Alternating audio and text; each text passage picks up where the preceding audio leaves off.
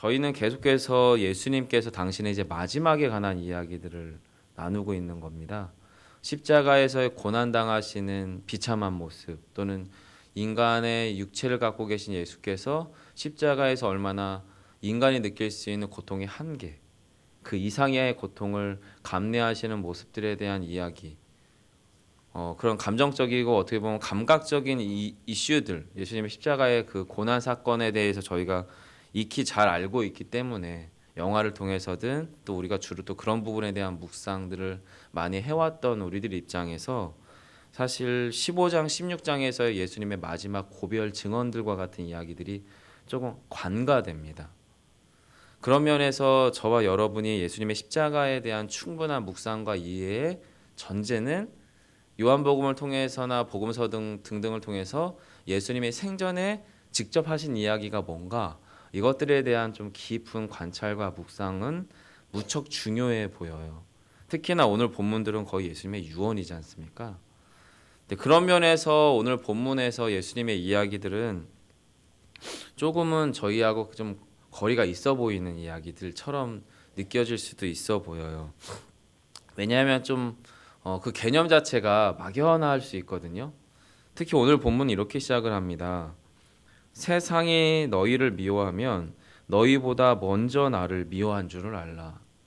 여러분, 여기서 말씀하시는 예수님의 세상은 도대체 뭐고, 1차적으로 여기서 너희보다 먼저 나를 미워한 줄 알라고 할 때 그 너희는 지금 이 예수님의 이 이야기를 육성으로 듣고 있는, 예수님의 목소리로 듣고 있는 제자들이 될 거란 말이죠. 그럼 여기서 말하는 너희는 또 무엇이고, 그리고 미워한다라고 하는 말은 또 무엇인가라고 하는 좀 생각을 좀 해볼 필요가 있다는 거죠. 예수님께서 본문들 가운데서 특별히 요한복음 3장에서 하나님이 세상을 이처럼 사랑하사, 하나님은 세상을 사랑한다고 하셨는데 본문에서는 지금 세상이 너희를 미워한다고 했으니까 요한복음 3장에서 하나님이 이처럼 세상을 사랑하사 독생자를 우리에게 보내셨다 말하는 세상과는 다른 세상인 게 분명하잖아요. 그리고 요한복음 1장에서는 이런 표현들이 있죠. 빛으로 오신 예수 그리스도가 너희들 가운데 왔으나 세상이 그를 알지 못하였다. 그리고 자기 백성이 그리스도를 영접하지 아니하였다라고 말하고 있어요.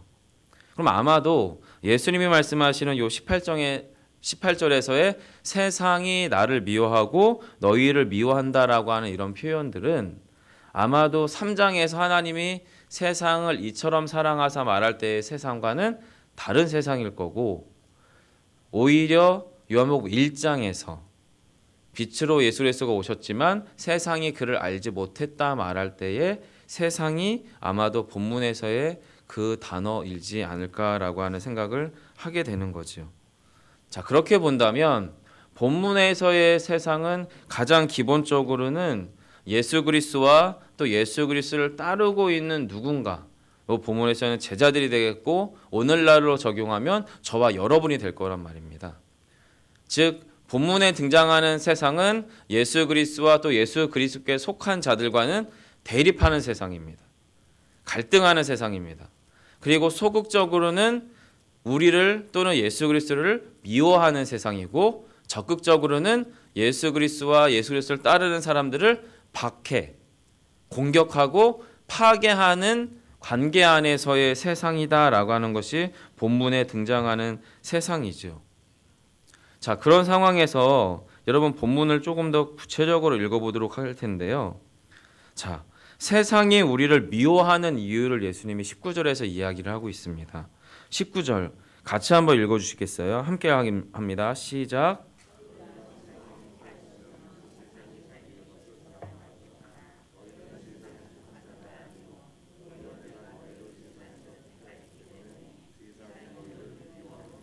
네, 제자들이 또 제자들과 동일한 예수 그리스도께 속한 자고 다른 자가 되길 원하는 저희들의 입장에서 세상이 우리를 미워하는, 소극적으로는 미워한다는 건 아마도 배타적이다라고 하는 거겠죠. 그리고 적극적으로는 박해, 공격하는 그 이유가 뭐냐면, 그 이유가 우리의 소속이 세상과 다르다는 거죠. 19절은 예수님이 하신 얘기가 그 얘기입니다. 너희가 세상이 너희를 미워하는 이유가 뭐냐면 너희는 세상의 속하지 아니하였다. 이것이 세상이 우리를 미워하는 첫 번째 이유입니다.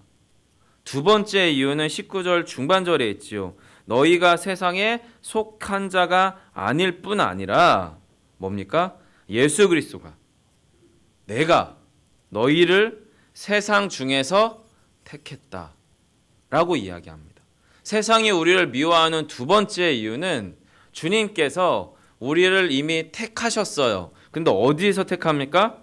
세상에서 택했습니다. 즉 저와 여러분은 예수님이 계신 천국으로 표현되어지는 주님 계신 그곳으로 가기 전까지 우리는 택함 받은 존재이긴 한데 어디에서 택함을 받았냐면 세상 중에서 세상 속에서 세상과 더불어 택함을 받았다라는 겁니다. 그리고 우리가 살아가는 그 세상은 어떤 세상이냐면 하나님이 세상을 이처럼 사랑하사 말할 때의 그 세상이며 또한 주님께서 빛으로 오셨으나 세상이 그를 알지 못하였다라고 말하는 그 세상이란 말이에요. 즉 저와 여러분은 우리가 살아가는 이 세상이 때로는 주님께서 그리스도를 십자가에 죽기까지 사랑했던 그 세상이요.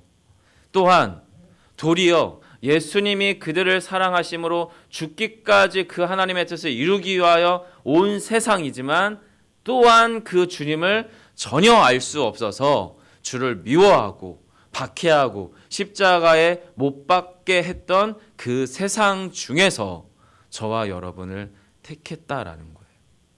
그런데 우리의 충돌은 뭐냐면 예수님이 우리를 택하셨다면 또 예수님께서 우리와 함께 하신다면 이 세상에서의 세상살이가 좀 쉬워야 되는데 똑같더라는 겁니다.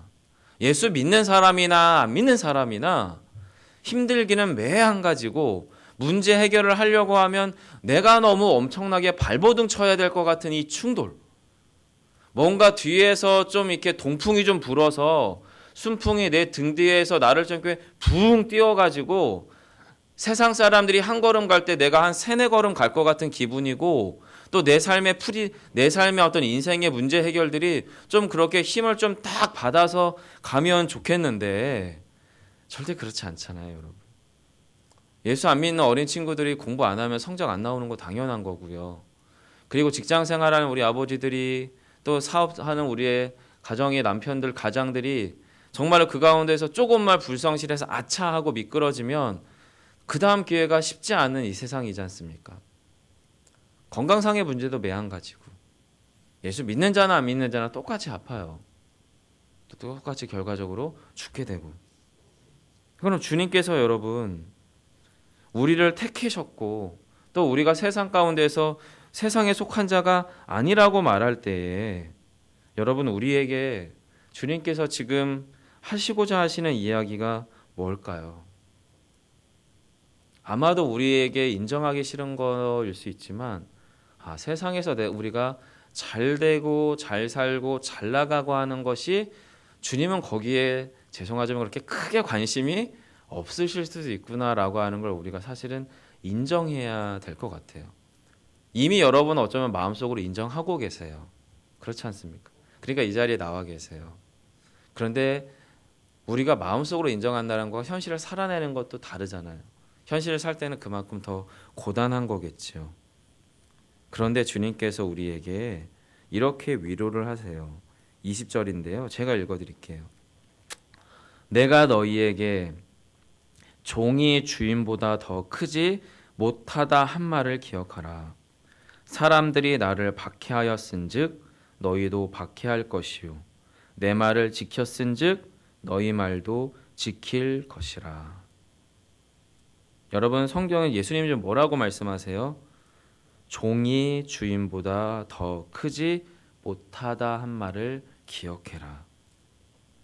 여러분 주님께서 우리를 세상 중에 택하셨다는 것은 우리의 감각이나 우리의 어떤 이성은 주님이 우리를 택했다라고 하는 것을 충분히 느낄 수 없지만 어쩌면 여러분 우리의 영혼은 이미 충분히 예수 그리스도가 우리보다 크신 분인 것을 어떻게 해요?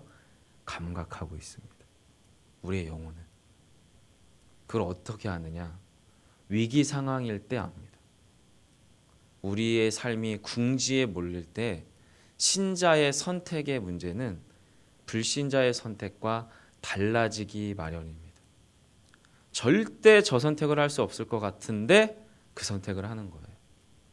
절대 용납하고 사랑하고 용서할 수 없을 것 같은데 그때 용서하는 거예요. 왜요? 주님이 그렇게 하셨어요. 우리의 주인 되신 예수 그리스도께서 당신의 삶의 선택들을 그렇게 이 땅 가운데 해 가셨기 때문에 우리가 그렇게 삶을 해 간다는 거죠. 20절 중반 보세요. 사람들이 나를 박해했다면 너희도 박해할 것이다. 사람들이 내 말을 지켰다면, 지켰은 적이라고 하는 건 가정문이거든요. 지켰다면 너희 말도 지킬 것이라. 무슨 얘기입니까? 우리 안에서 예수 그리스도가 드러나는 삶의 방식으로 우리가 사라지기 시작을 하면 예수 그리스도에 속한 자들은, 예수 그리스도에 속한 세상들은 우리를 어떻게 해요? 지킬 것이다. 우리의 말을 지킬 것이다. 우리와 더불어서 살아갈 것이고, 반대로 예수 그리스도와 대적하는 세상은 우리가 그리스도가 드러나는 삶의 방식으로 살아내기 시작하면 우리에게 배타적이고 미워하고 공격적이 될 것이다 라고 하는 이야기를 지금 하고 있는 겁니다.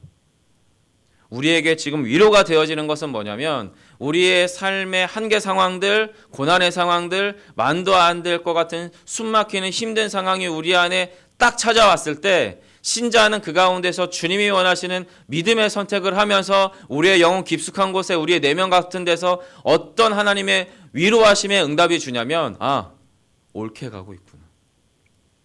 주님이 지금 나와 더불어 함께하고 계시는구나라고 하는 영적인 감동이 우리를 딱 사로잡는다는 거죠. 그러면서 우리 안에서 그 한 발을 내디딜 수 있는 믿음의 담력이 우리 안에 생김을 여러분 믿으시기 바랍니다. 여러분, 우리의 삶은 잘 될 때는 잘 모를 것 같습니다. 불신자나 신자의 삶이 잘 나갈 때에는 내가 진짜 신자인지 아닌지 잘 알 수가 없을 것 같아요. 하지만 주님처럼 박해받는 현장, 미워함을 당하는 현장 가운데서 신자는 신자다운 삶의 선택을 할 수밖에 없게 돼요. 왜냐하면 우리는 그리스도께 속한 자가 되기 때문입니다. 세상과 속한 자는 세상에 섞여 있기 때문에 금묵자흑이라고 검은 자는 검게 될 수밖에 없는 거죠. 신자라고 말했으나 실상 고난 가운데서 불신자의 삶과 방불한 선택을 한다면 여러분, 우리의 삶은 한 번쯤은 점검해 볼 필요가 있죠. 물론 우리도 죄에 미끄러지기도 합니다. 하지만 우리의 삶은 기본적으로 우리보다 크신 주님의 삶을 따라가게 되어 있습니다. 그런데 주님께서 21절에서 이렇게 말씀하세요. 그러나 사람들이 내 이름으로 말미암아 이 모든 일을 너희에게 하리니 이는 나를 보내신 이를 알지 못하니라. 사랑하는 제자들아, 너희들아, 하지만 이 세상 사람들이 내 이름 때문에 이 모든 일, 앞에서의 미워하는 일, 박해하는 일, 이 모든 일을 너희에게 행할 것이다. 왜냐하면 그들은 하나님을 알지 못하기 때문이다 라는 겁니다. 그러면서 주님께서 22절, 23절을 이야기하세요. 같이 한번 읽어보겠습니다. 함께합니다. 내가 와서 그들에게 말하지 아니하였더라면 죄가 없었으려니와 지금은 그 죄를 핑계할 수 없느니라. 나를 미워한 자는 또 내 아버지를 미워하느니라. 아멘. 주님께서 이 땅에 육신을 입고 오셔서 소위 세상으로 예수를 미워하고 갈등하고 박해하는 세상으로 표현되어져 있는 그 어떤 영적 권세 내지는 그 영적 권세 가운데 사로잡혀 있는 세상으로 대변되어지는 그 어떤 대상들을 향하여 주님께서 뭔가를 말했다는 거예요. 근데 주님께서 말을 했는데 이 말은 마치 어두운 방 가운데에서 빛이 임하면 이 사물이 어떤 것인지 확연하게 드러나는 것처럼 주님께서 뭐에 대해서 그들에게 이야기하냐면 죄에 대해서 이야기했다는 겁니다. 진리에 대해서 이야기했다는 겁니다. 의에 대해서 이야기했다는 겁니다.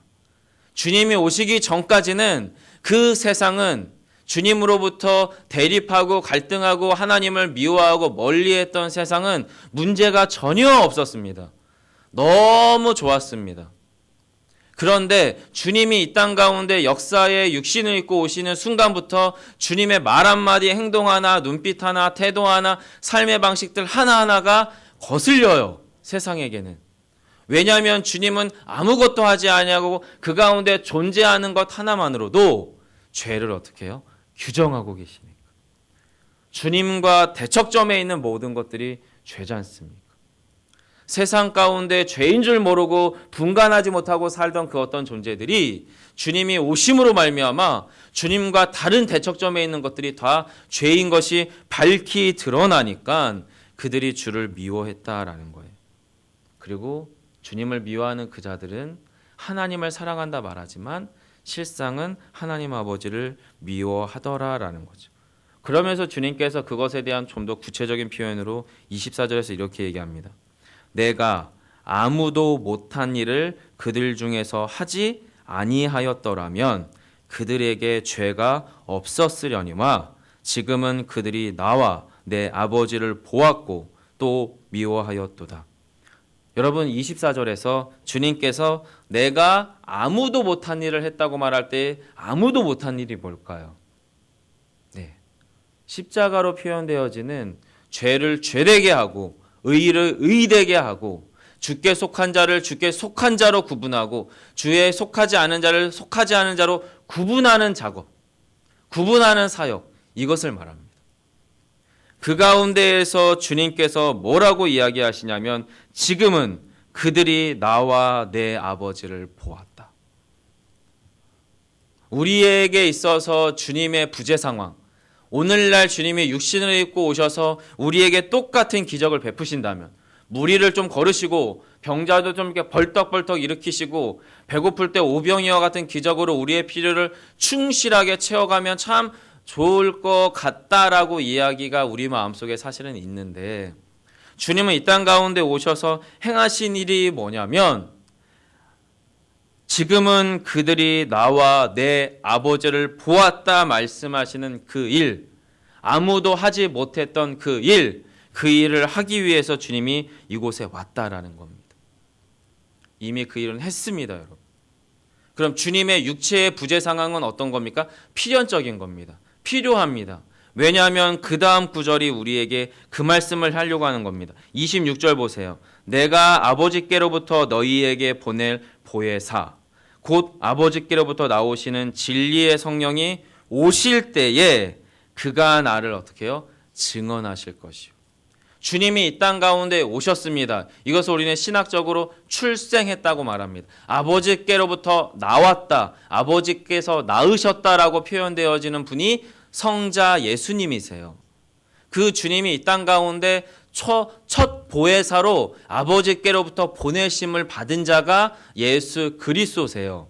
근데 그 주님이 이 땅 가운데 육신을 입고 오셔서 아무도 하지 못했던 그 일을 하고 그리고 지금 그들이 주님과 아버지를 보게 하셨던 그 십자가의 죽으심과 부활의 일을 하시고 나서 아버지께로 돌아가셨을 때에 주님이 제자들 내가 죽었을 때에 주님의 부재 상황 가운데서 힘들어할 당신의 사랑하는 자들을 끝까지 사랑하시기 위하여 이 땅 가운데 또 다른 보혜사 대신 성령을 어떻게 해요? 보내신다는 거예요. 십자가의 구속사역과 부활하심과 예수 그리스도의 부재 상황 가운데서 주님이 당신의 사랑하시는 자를 사랑하시되 끝까지 사랑하심으로 또 다른 보혜사인 성령을 보내시는 것은 일련의 하나로 연결된 구속사역입니다, 여러분. 우리는 신앙의 지점 가운데에서 오늘날 세상 가운데 속한 자로 택정함을 받았기 때문에 세상 중에서 택함을 받았기 때문에 우리의 신앙의 싸움은 주님이 이것 좀 속 시원하게 좀 도와주셨으면 이 문제 좀 해결해 주셨으면 라고 하는 조급함이나 안타까움과 힘듦이 우리 안에 있어요, 여러분. 이것은 우리의 현실이잖아요. 그런데 주님께서는 지금 그 상황 가운데서 어떤 일을 하고 계신 거예요? 육신을 입고 오셔서 십자가에서 죽으시고 부활하셨어요. 아무도 할 수 없는 그 일을 하신 거예요. 그리고 그 일들 가운데에서 지금 이들에게 또 지금 저와 여러분에게 보이신 거예요. 누구를요? 예수 그리스도 당신을 보이셨고 아버지를 보이신 거예요. 십자가의 죽으심과 부활하심 가운데에서. 그리고 주님의 부재 상황, 육체적인 부재 상황, 눈으로 안 보여요. 주님의 육성이 들리지 않아요. 실제적인 기적들이 우리 안에서 속 시원하게 일어나지 않아요. 이 부재 상황은 필연적이라는 겁니다. 왜냐하면 성령께서 우리 안에 하실 일들이 있기 때문이에요. 그래서 여러분 26절을 유심히 보세요. 아버지께로부터입니다. 주님도 아버지께로부터 낳으셔서 보내심을 받았다면 하나님, 성령 하나님도 아버지께로부터 너희에게 보내는 또 다른 보혜사라고 이야기합니다. 그런데 그 또 다른 보혜사인 성령은 더 구체적으로 주님이 뭐라고 얘기하세요? 곧 아버지께로부터 나오시는 진리의 성령이라고 얘기합니다. 여러분 여기서 아버지께로부터 나오시는 진리의 성령이라고 하는 이 표현이 이 시대 가운데 교회사에서 성령이 누구신가에 대한 엄청난 피비린내가 나는 전쟁을 일으켰어요. 무슨 말씀이냐면 성령이 누구십니까? 라고 하는 신학적인 싸움이 사람을 죽였다가 살렸다가 해요. 그리고 우리 안에서도 그 혼란이 있어요.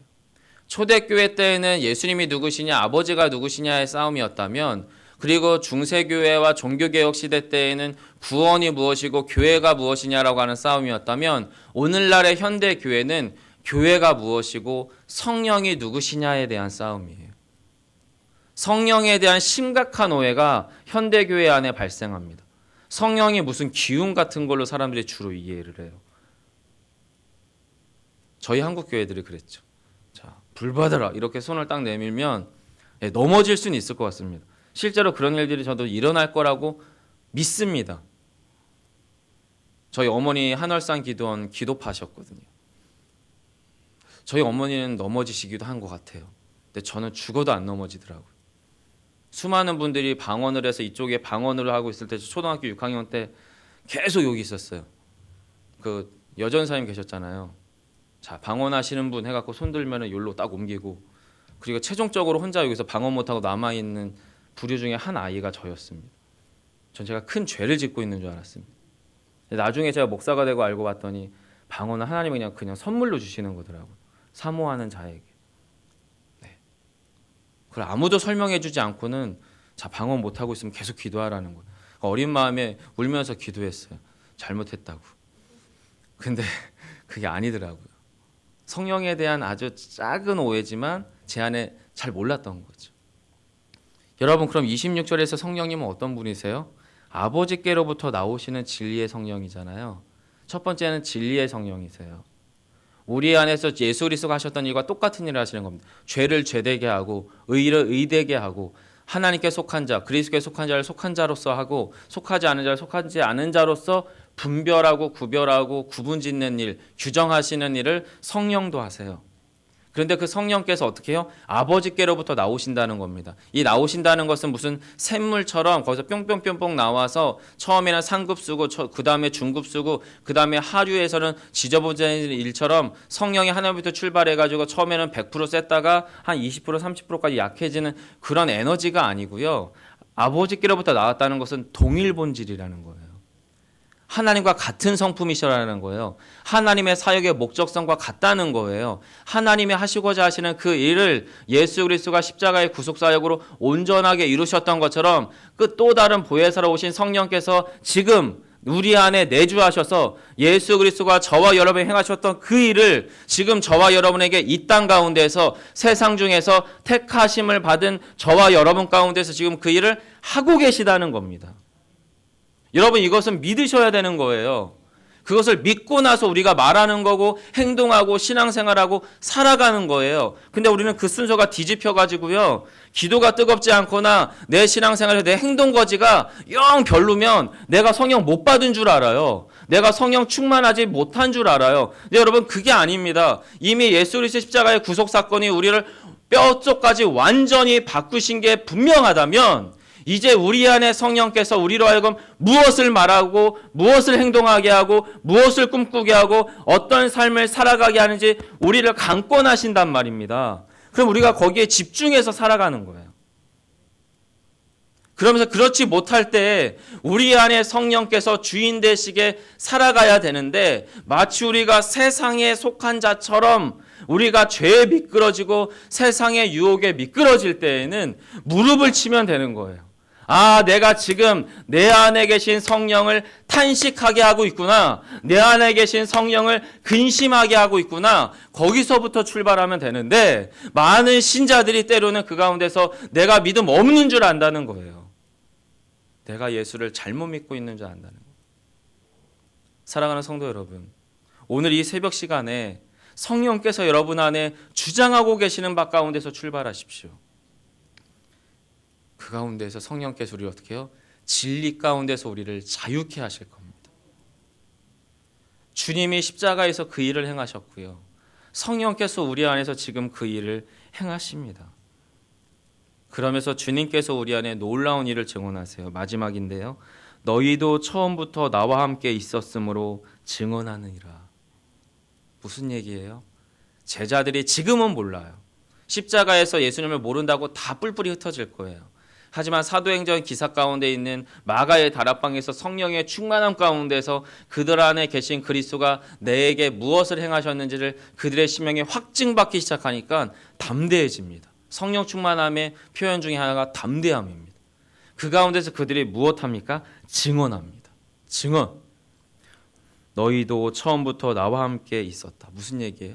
우리는 몰라요. 때로는 우리가 주님과 함께 없는 것 같아요. 왜냐하면 주님의 육신에서부터 떠나서 십자가에 고난당하시고 무덤에 있을 것이고, 그리고 주님께서 제자들과 부재 상황 가운데 있을 거기 때문에 우리의 머리는, 우리의 감각은 주님이 우리와 함께 계시지 않는 것처럼 보일 수 있어요. 하지만 주님이 뭐라고 얘기합니까? 너희도 처음부터 택정함을 받은 창세 전으로부터 지금껏 나와 함께 있었다. 그리고 성령께서 우리 안에서 증언하실 것이다. 사랑하는 성도 여러분, 저희에게 성령의 역사는 지금도 이루어지고 있습니다. 생명의 말씀이 여러분 안에 생명의 말씀으로 들려진다면 거기서부터 출발하시면 돼요. 복잡해질 게 없습니다. 거기서부터 내 안에 죄가 있다면 고백하시고, 내 안에 연약함이 있다면 성령께서 우리의 마음을 만져주시기를 구하고, 내 안에 예수 그리스도가 드러나는 삶의 방식으로 살아내지 못할 만한 것들이 있다면 그것들 가운데 주님 앞에 구하십시오. 주님께서 여러분의 마음과 저의 마음을 주장해 가실 것입니다. 기도하겠습니다. 살아계신 아버지 하나님, 예수 그리스도의 육체의 부재, 십자가의 죽으심과 또한 승천하셔서 지금까지 주님께서 안 계신 것이 우리의 또 다른 은혜인 것을 고백합니다. 이미 또 다른 보혜사 되신 성령께서 우리 안에서 주께서 행하신 일이 무엇인지 생각나게 하며 기억나게 하며 확증되게 하며 적용하셔서 우리가 하나님께 속한 자이며 세상에 속한 자가 아님을 깨달아 알게 하셨기 때문입니다. 그 놀라운 영적 정체성이 하나님, 오늘도 저희를 기도하게 하고 오늘도 저희를 그리스도인답게 살게 하여 주옵소서. 세상은 끊임없이 우리를 참소하고 미혹합니다. 신자가 그러면 되겠냐고, 그리스도인 맞냐고, 너희가 구원받은 자로서의 표를 우리 안에 보여보라고. 네, 하나님, 저희가 그러해야 되겠지만 주여, 우리의 출발점은 우리로부터 출발이 아니라 아버지께로부터 출발합니다. 오늘 이 시간, 이 새벽의 기도자리 가운데에서 우리의 영혼을, 우리의 상한 인생들을 주님께 온전히 내어드리며 아버지께로부터 출발하는 거룩한 영적 시간 되게 하여 주옵소서. 주님의 은혜를, 성령의 충만함을 간절히 구하며 예수님 이름으로 기도합니다. 아멘. 하늘에 계신 우리 아버지여,